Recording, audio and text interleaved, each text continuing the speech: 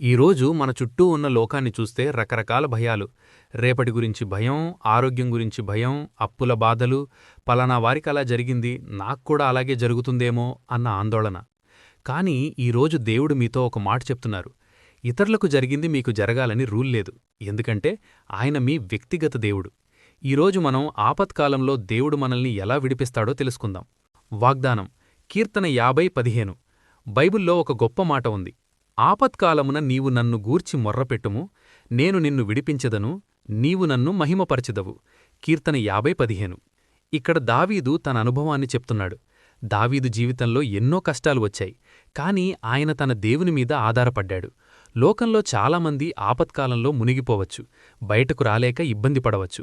కాని మీరు గనక ఈ వాగ్దానాన్ని పర్సనల్గా తీసుకుంటే, మీ అప్పులు తీరకపోయినా, వివాహం ఆలస్యమైనా, దీర్ఘకాలిక రోగం ఇబ్బంది పెడుతున్నా, మీరు మొర్రపెడితే ఆయన విడిపిస్తాడు. నోవహు అనుభవం, విశ్వాసం యొక్క శక్తి. లోకమంతా వరద వచ్చి తుడిచిపెట్టుకుపోతుందని శాస్త్రవేత్తలు చెప్పినా నోవహు దేవుని మాట నమ్మాడు. ఒక్క వ్యక్తి చేసిన బలిని చూసి దేవుడు ఇక ఎన్నడూ భూమిని వరదతో నాశనం చెయ్యను అని వాగ్దానమిచ్చాడు. మీ విశ్వాసం గొప్పదైతే మీరు విడిపింపబడమే కాదు, మీ కుటుంబాన్ని, మీ ఊరిని, మీ దేశాన్ని కూడా దేవుడు విడిపిస్తాడు. మీ సమస్య ఏదైనా సరే, నా దేవుడు నన్ను విడిపిస్తాడు అని ప్రకటించండి. దేవుణ్ణి ఎరగకపోవడం హెచ్చరిక. అయితే ఒక చిన్న హెచ్చరిక. యెషయా గ్రంథం 1వ అధ్యాయంలో దేవుడు ఒక మాటంటారు. ఎద్దు తన కామందు నెరుగును, గాడిద తన సొంతవాని దొడ్డి తెలుసుకొనును, కాని నా జనులు యోచింపరు. మనం దేవుని బిడ్డలమని చెప్పుకుంటూ ఆయన మాట వినకుండా ఉంటే కష్టం వచ్చినప్పుడు ఆయన మన మొర్ర వినకపోవచ్చు.